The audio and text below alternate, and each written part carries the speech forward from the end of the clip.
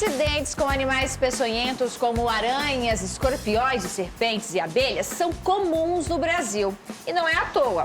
Por conta do clima tropical e da diversidade local, o país reúne centenas de espécies desses animais.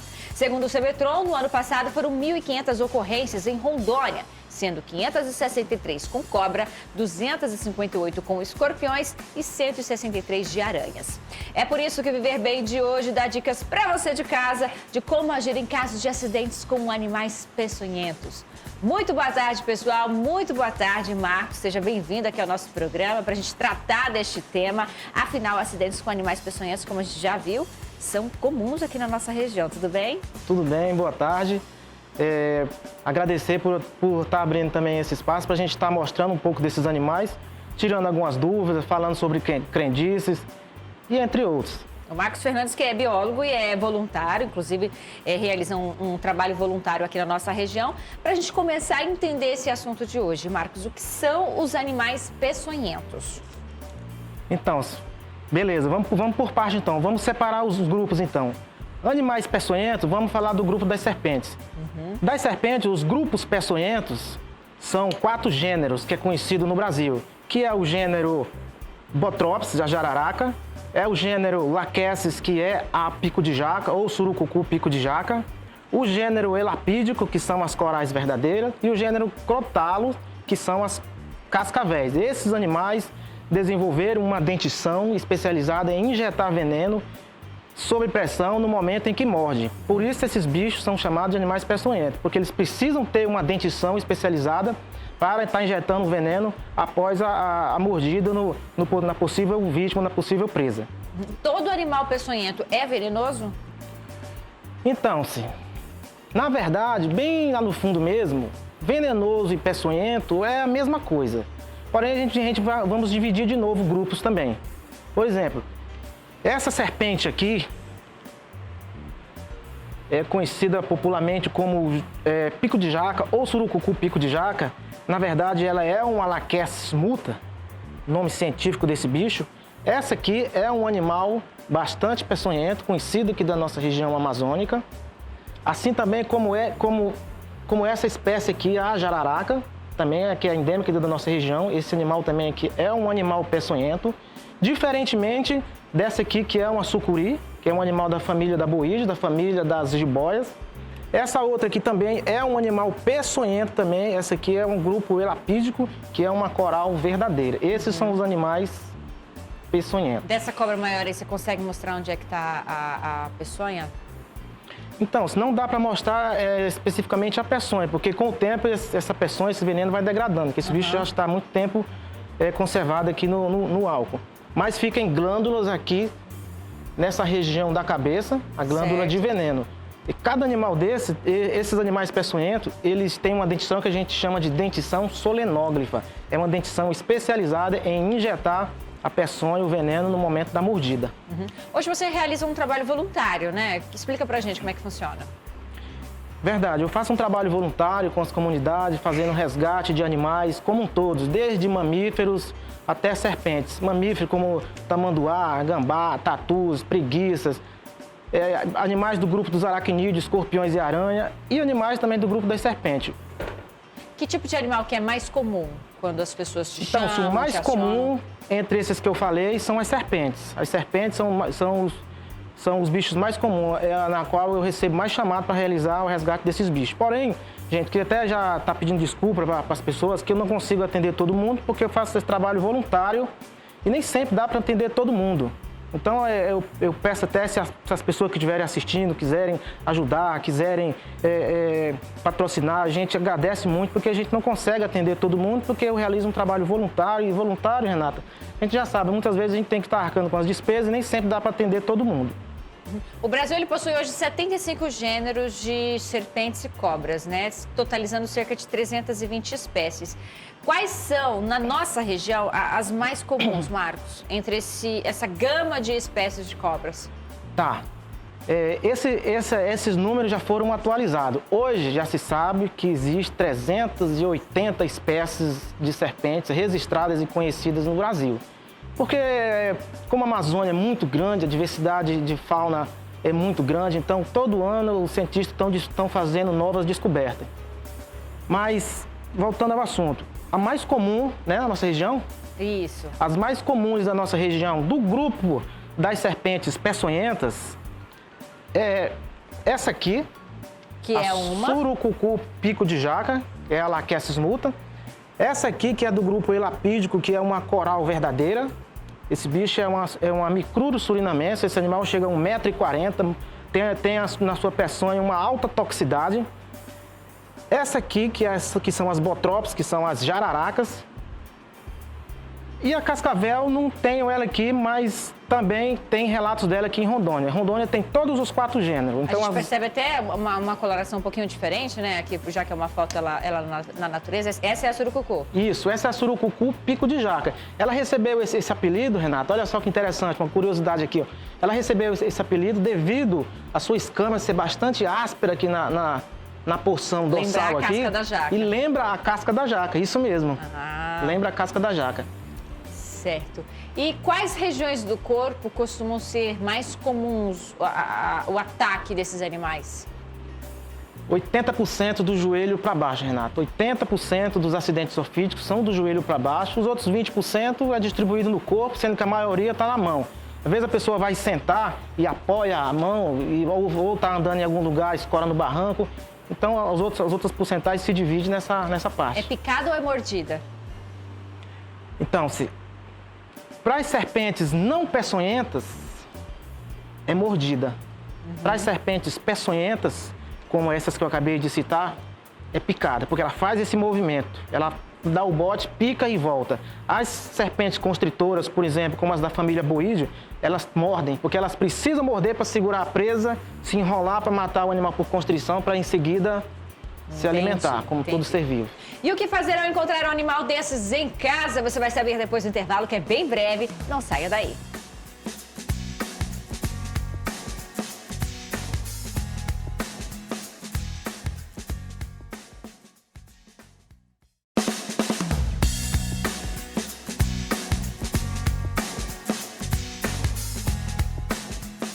Em áreas rurais e metropolitanas, a incidência de acidentes com animais peçonhentos tende a ser ainda maior, até porque, em muitos casos, ela sequer é registrada. E é por isso que hoje o Viver Bem dá dicas sobre este assunto. No bloco anterior, até questionei o Marcos o que fazer ao encontrar uma serpente, uma aranha, um escorpião em casa. O que devo fazer, Marcos? Minha primeira atitude deve ser tentar matar o animal?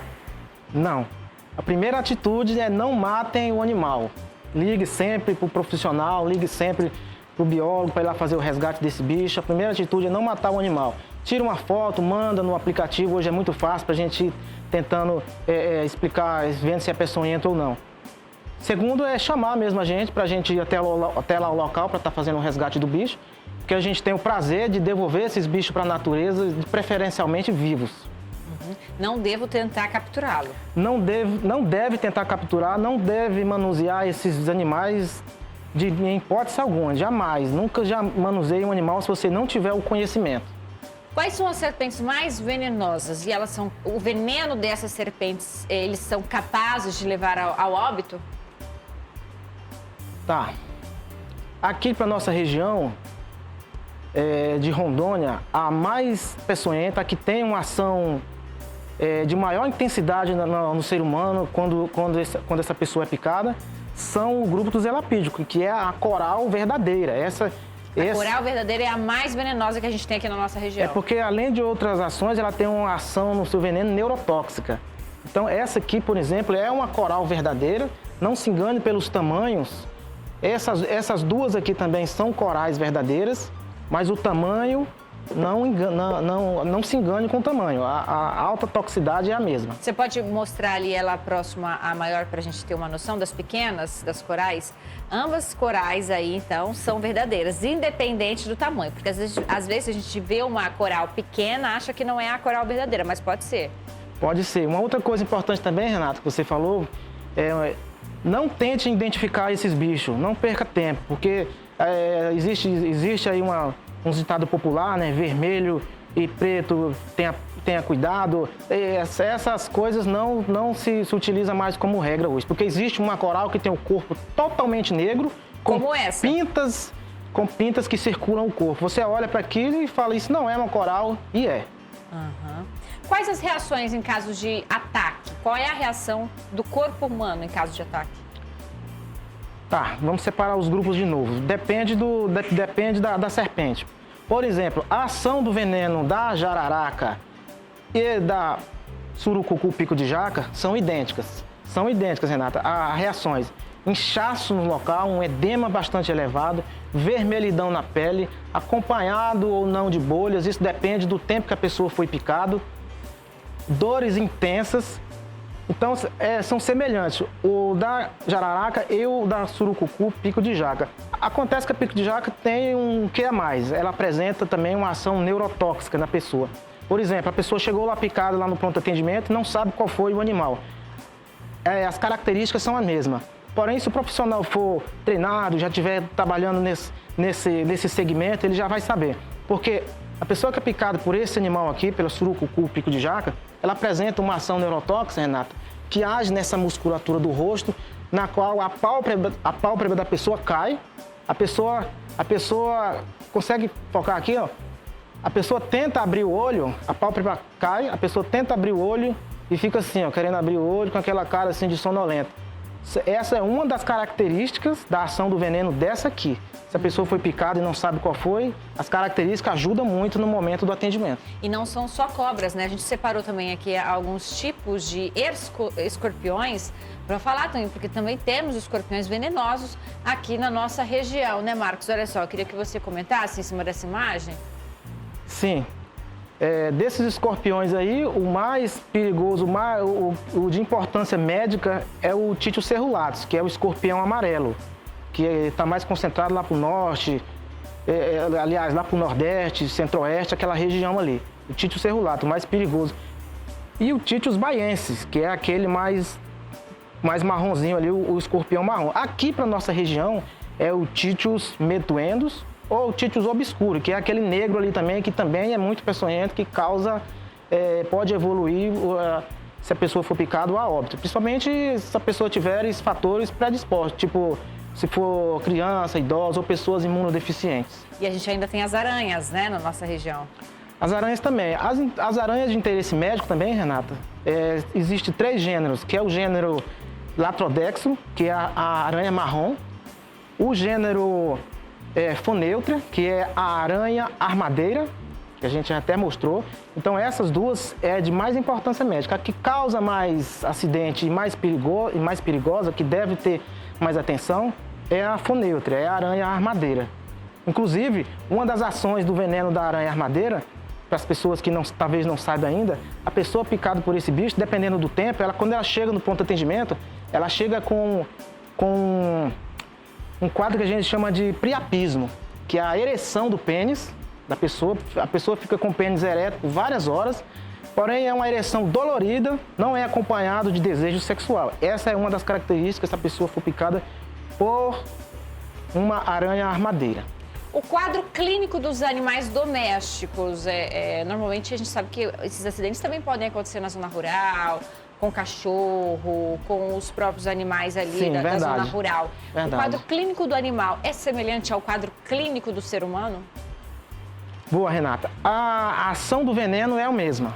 A ação do veneno é a mesma que acontece no ser humano. Por exemplo, um animal de pequeno porte como gato, cachorro, ovinos ou caprino, a ação vai ser a mesma. É como se fosse uma criança de 12 anos. Porém, ao invés da pessoa procurar o atendimento nos hospitais, vai levar para uma clínica veterinária. Uma outra coisa também, o soro antiofídico na rede pública para os seres humanos é gratuito. Nos consultórios clínicos veterinários é pago. Saiba que tipos de equipamento de proteção individual você pode utilizar para evitar acidentes domésticos, acidentes na área rural com animais peçonhentos. Então você de casa não saia daí.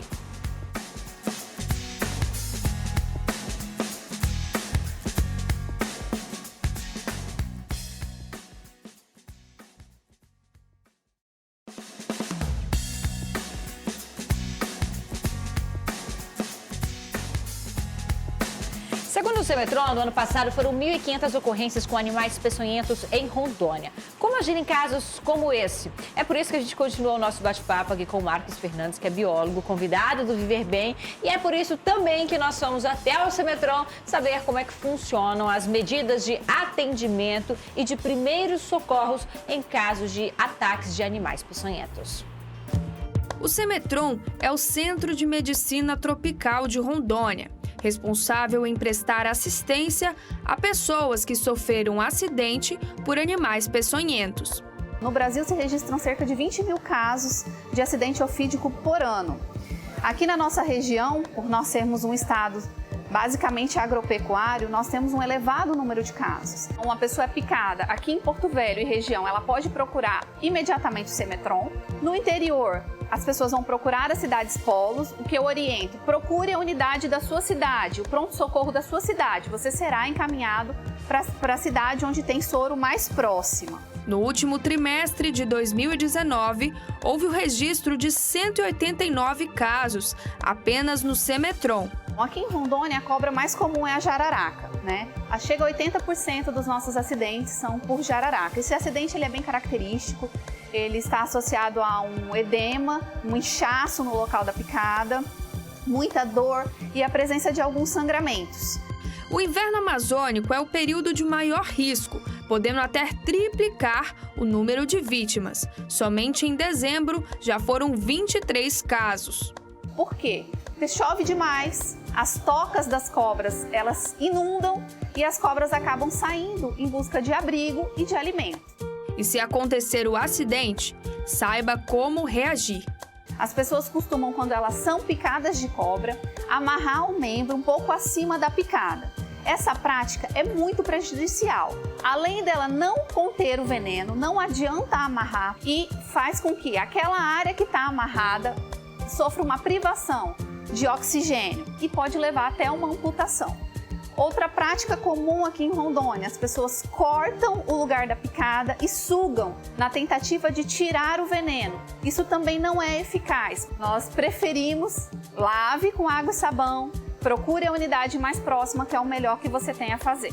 E a coordenadora técnica, Mariana Bragança, alerta a importância da prevenção. Quando você for frequentar áreas de pasto, áreas perto de água, córregos, rios, você sempre usar um sapato adequado. É um sapato fechado, de preferência de cano longo até o joelho. Sempre que for manejar entulho, sempre que for manejar palha, mato seco, lenha, usar luva de couro. A luva de couro protege contra os acidentes nas mãos. Evitar com bastante cautela mesmo, colocar a mão em lugar onde você não está vendo. Pessoal da zona rural, pessoal que mora mais perto de água, não acumular na sua casa entulho ou lixo, porque isso vai trazer os roedores e, consequentemente, vai atrair as serpentes. Como a doutora pontuou ali, é possível que o morador da zona rural, quem vai ali para um passeio, use equipamentos de proteção individual, né, Marcos? Você trouxe aí para a gente exemplificar. Sim, Renata, eu trouxe aqui alguns EPIs, que geralmente é utilizado no homem que está na lida aí no campo ou em outras atividades diversas, como, por exemplo, aqui as perneiras. As perneiras também, já que 80% dos acidentes é do joelho para baixo. A luva de raspa, que é essa luva aqui também que protege bastante. Essa luva de vaqueta, que a gente chama luva de vaqueta, que é um couro mais macio, um couro liso, também ajuda muito no manuseio de entulho de tábuas, entulhos de telhas, essas coisas. Botas ou botinas também, junto associado com a perneira também.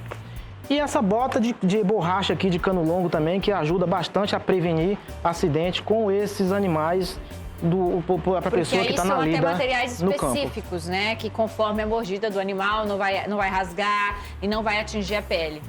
Geralmente esses EPI todos vêm com CA, né? Que é uma qualidade que esse material tem, para indicar que são materiais de primeira linha que realmente resistem a uma picada, por exemplo, de uma serpente, Renata.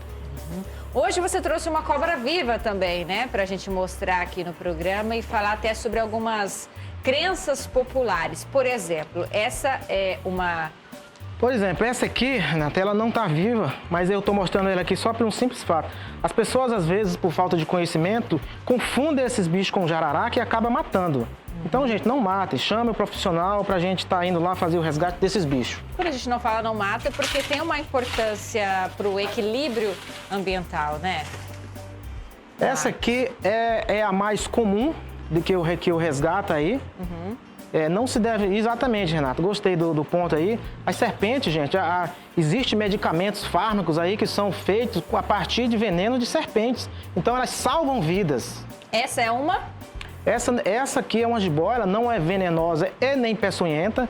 Mesmo assim, a população ainda finda abatendo esses animais. É um animal que não causa dano nenhum ao homem. Pelo contrário, ele faz bem porque é um animal que controla populações, por exemplo, de pragas como ratos roedores, Renato. Essa foi capturada na cidade? Essa foi capturada na cidade, ali próxima ali ao bairro Novo, uma área verde, né? É comum acontecer essas coisas por lá. Quando dá tempo a gente chegar e salvar o bicho, a gente fica contente. Tem bairros aqui da nossa cidade que são mais comuns, esses chamados que você recebe?